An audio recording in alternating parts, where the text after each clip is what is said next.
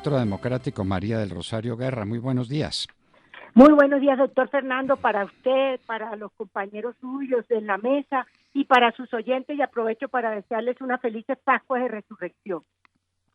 Sí, señora, con eso abrimos el lunes. Felices Pascuas porque Jesucristo ha resucitado. Y sin la resurrección de Jesús, vana es nuestra fe y vana nuestra esperanza. Si él, Así es. si él resucitó, pues no vamos a resucitar nosotros. Y entonces, ¿para qué la vida? Para nada, para nada. Vivimos porque Él es el camino, la verdad y la vida. Bueno, senadora, tenemos un temita fundamental alrededor del Plan Nacional de Desarrollo, que hemos discutido, bien o mal, poco o mucho, porque pues no lo hemos entendido suficientemente el que presentó el gobierno, pero es el que presentó el gobierno. No le vemos unidad de materia. Ayer le agregaron el tema el impuesto a los combustibles, el IVA, que baja del 19 al 5% y baja el galón de gasolina a 700 pesos y alguna cosa se estará tramando con eso, ya usted nos lo contará. Pero lo que nos preocupa es el colgandejo de cosas y de cosas que le metió el Congreso al Plan Nacional de Desarrollo. Son más de 150 artículos, cada artículo de esos vale, cada artículo de esos cuesta, y con cada artículo de esos hay uno o varios parlamentarios que quieren hacer su campaña política. Hemos estudiado ese recetario, informe agresivo que los parlamentarios le metieron al Plan Nacional de Desarrollo sin ningún orden y concierto. ¿Cuánto vale eso? ¿Y para dónde van todos esos artículos nuevos, senadora?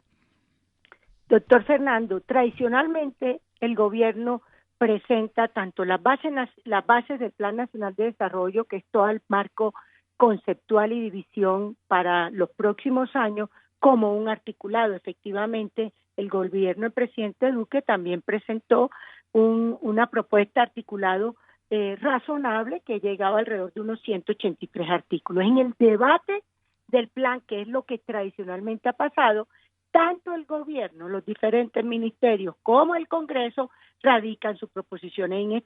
En este caso nosotros tuvimos alrededor de 3.700 proposiciones en lo que llevamos desde que se radicó el plan de desarrollo en febrero hasta el día de ayer.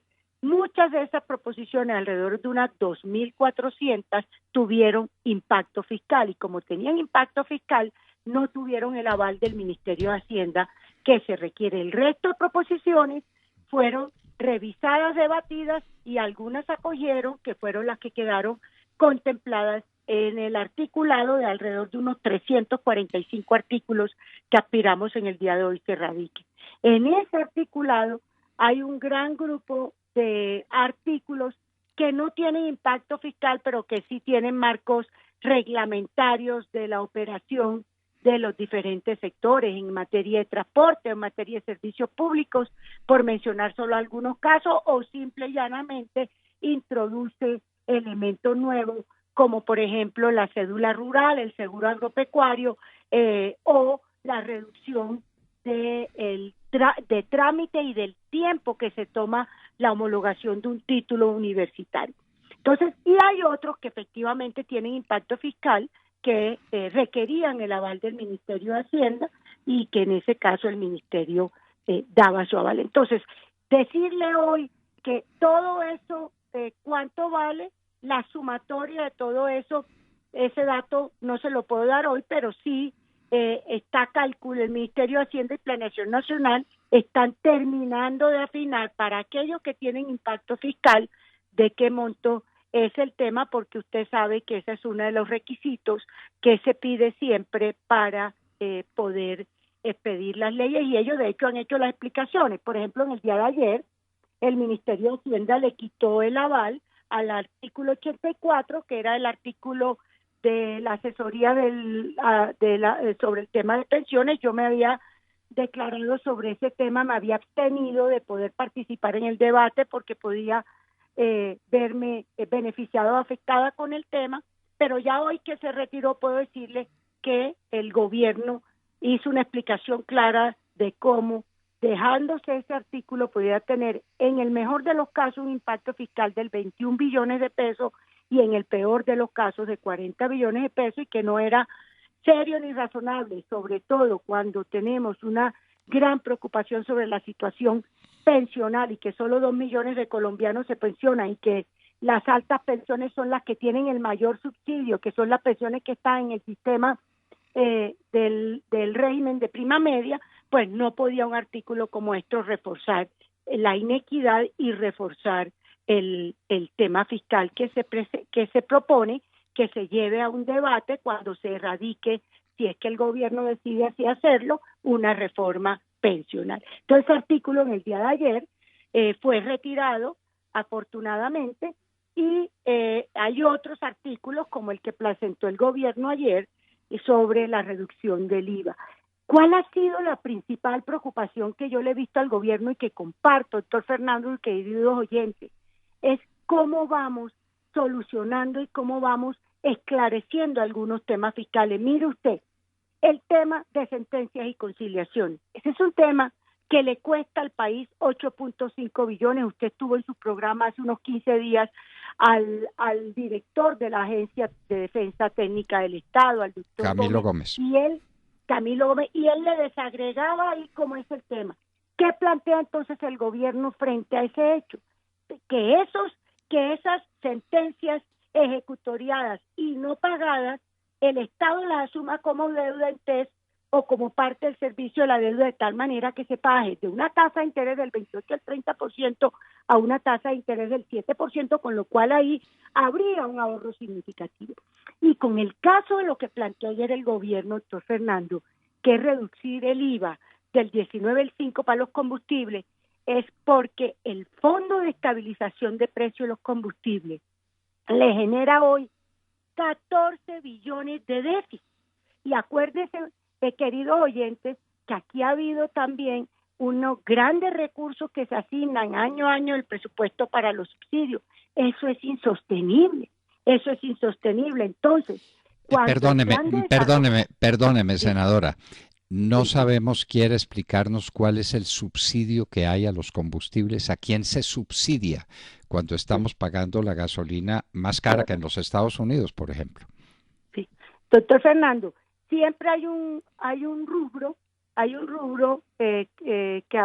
como es un fondo de estabilización, se supone que en los periodos de los altos precios debe haber una compensación que se pague, y en los periodos de cuando los precios bajan por debajo de un mínimo, pues haya por el otro lado un ingreso que se pueda tener. Pero realmente el precio que se ha venido manejando, cuando uno ve el historial, pues es un precio que no alcanza a compensar, y eso ha llevado a 14 billones del déficit. Ese 14 billones de pesos del déficit del Fondo de Estabilización, en este plan de desarrollo, casualmente el gobierno había planteado una fórmula para que se pudiera manejar el tema. ¿Qué es lo que yo veo en este sentido? Que el mismo plan de desarrollo está haciendo un gran esfuerzo para que se utilicen las energías de baja o cero emisiones en el sector transporte. Y si eso es así, que son energía limpia, hoy el grueso de ese Fondo de Estabilización del Precio de los Combustibles está precisamente con base en combustible fósil. Entonces, ahí es donde yo veo que la propuesta ayer del gobierno, que fue audaz en ese sentido, puede llevar no solo a que baje el precio al consumidor, sino también las condiciones de mercado, revisarlas y ver cómo se puede ir cerrando esa brecha. Ese fue un tema que se presentó ayer. Tenemos, por supuesto, es atractivo para los consumidores, para el Congreso fue atractivo, pero tenemos ya ahora que desagregar de aquí a que tengamos el debate la próxima semana mucho más el alcance de ese tema. Y como eso, hay varios artículos en el plan de desarrollo que buscan precisamente un manejo sano de las finanzas públicas e ir poco a poco quitándole al Estado esas cargas. Entonces, en síntesis, para esta primera pregunta de usted, no todos los artículos que están en el plan tienen impacto fiscal. De hecho, la mayoría no tiene impacto fiscal. y de otro lado los que tienen impacto fiscal, el gobierno los ha sustentado bien, les ha dado el aval siempre sobre el hecho, buscando no que las finanzas públicas tengan un buen manejo para cumplir esa meta de la regla fiscal. Senadora, ¿el impacto fiscal puede ser mediato o inmediato? Porque usted nos mencionó algunas cosas que aparentemente no tienen impacto fiscal, pero pues en realidad la tienen. Si va a haber un seguro para las cosechas, por ejemplo, alguien terminará por pagar ese seguro y ese no lo va a pagar el campesino. Entonces va a terminar el Estado pagándolo de algún modo. ¿No será que tenemos impactos fiscales encubiertos en muchos de esos artículos? No, de hecho, un artículo como ese, como el seguro agropecuario, por supuesto que tiene ahí que tener el apoyo del Estado, pero como estamos hablando de esos pequeños productores que están sometidos al sol, al agua, a la sequía, a los inviernos, pues lo que queremos también es que por el otro lado, ¿cuánto pierde un pequeño productor frente a unas inundaciones o frente a una sequía y luego cuánto el gobierno le toca salir a pagar? Lo vimos con la ola invernal del 2010-11, lo estamos viendo ya en estos días más recientemente. Entonces lo que se busca también es que haya mecanismos que ayuden en esa protección. Sí, cuando uno ya comienza a mirar en detalle, por supuesto, hay algunos de estos temas, pero ya digamos que hacen parte de muchos de los presupuestos de los sectores que habrá que recomponer los presupuestos de los sectores y darle prioridad a temas que a juicio nuestro como Congreso y por supuesto también en las discusiones con el gobierno vale la pena proteger, y por eso el gran énfasis que se le hizo al sector agropecuario, a la protección del pequeño y mediano productor y del pequeño y mediana empresa como generadores de empleo y como protección para este desarrollo económico. Aquí, por ejemplo, hay un gran paquete de artículos, doctor Fernando, que tienen que ver con temas como toda la estructuración para lo del ICA, ya que tocamos el tema del sector agropecuario.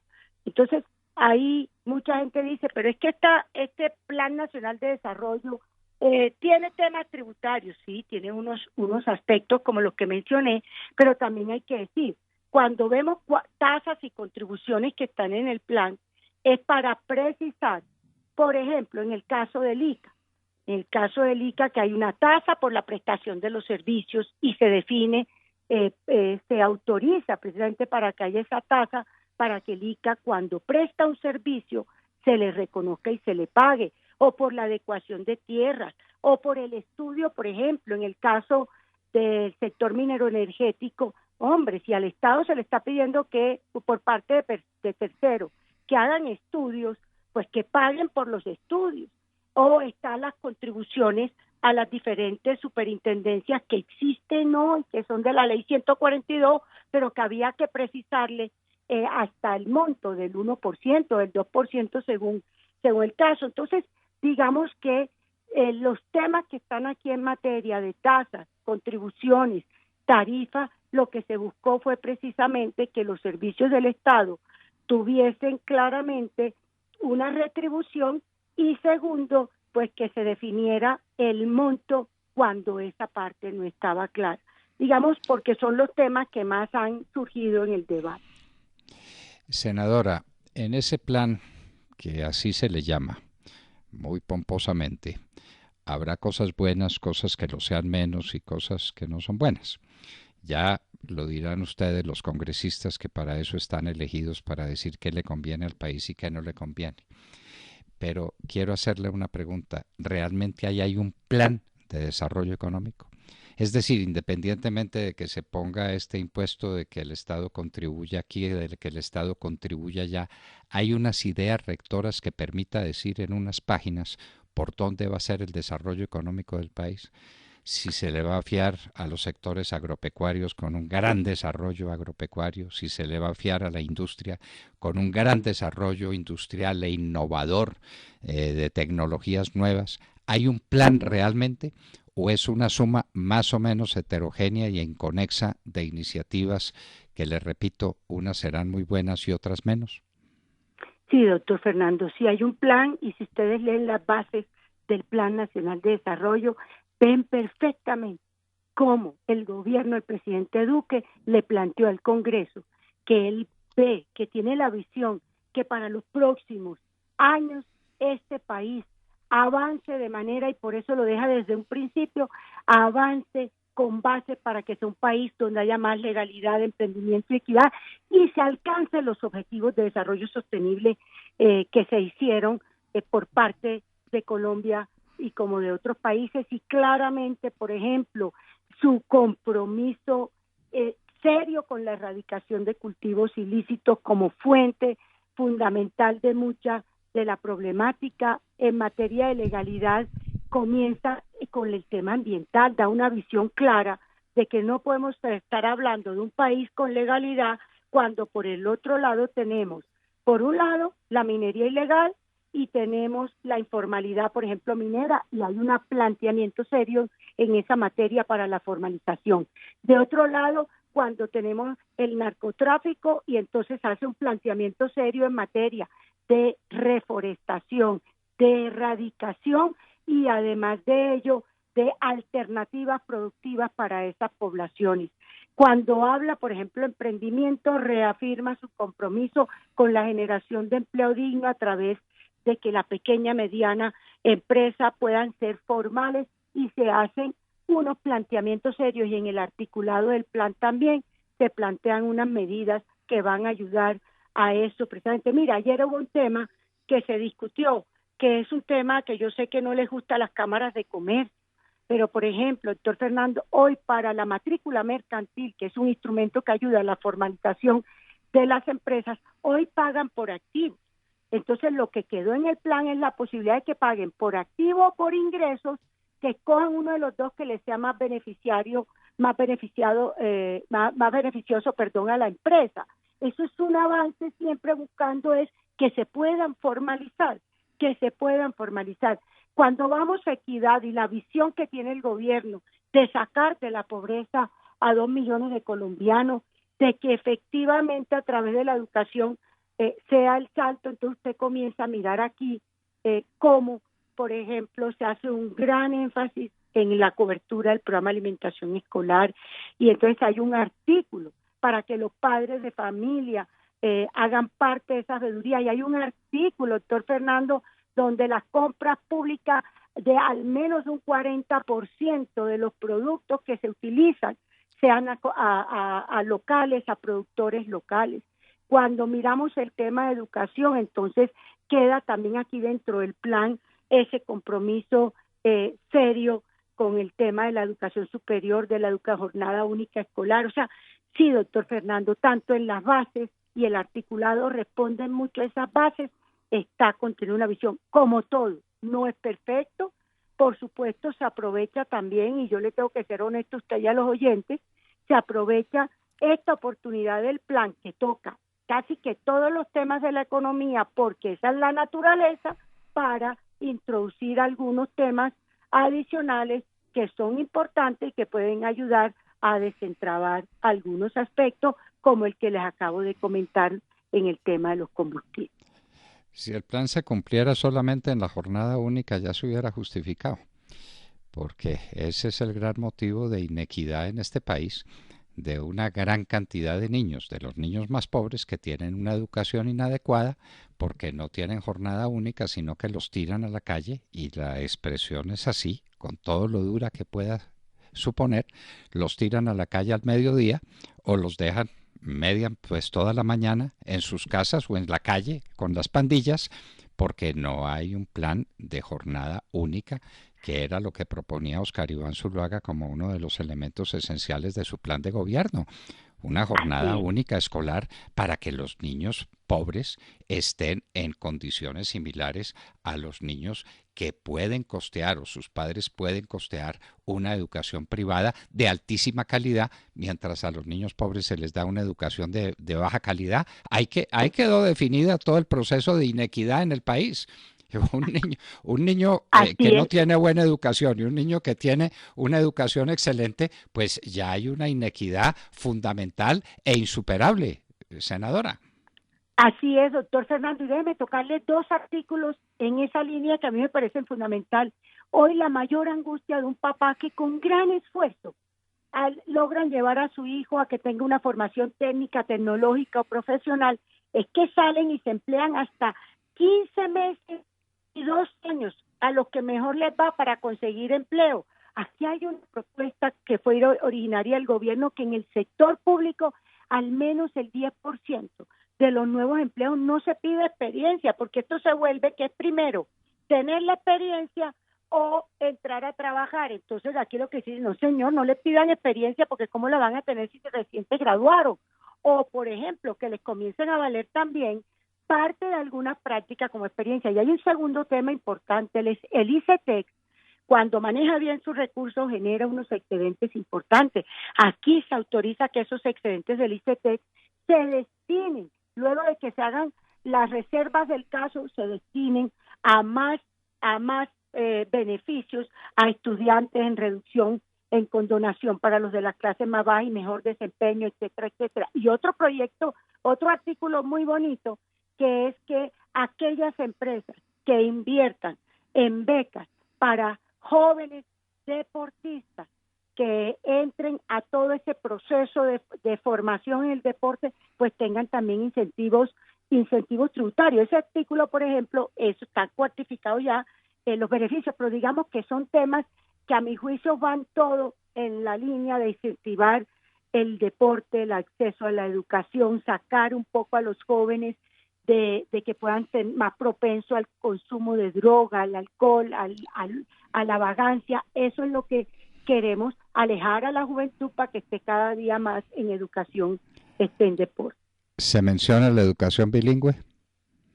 Sí, doctor Fernando, se menciona en las bases como uno de los grandes compromisos, está mencionado, y de hecho también está mencionado el gran esfuerzo de estimular y formar a los mejores docentes para prestar el servicio, y se reafirma el tema de la infraestructura educativa. Uno de los grandes debates que tuvimos los ponentes, doctor Fernando, fue sobre el fondo de financiamiento de la infraestructura educativa. Ese fondo han salido en los últimos semanas escándalos de corrupción que venían del gobierno anterior, cercano a 3 billones de pesos.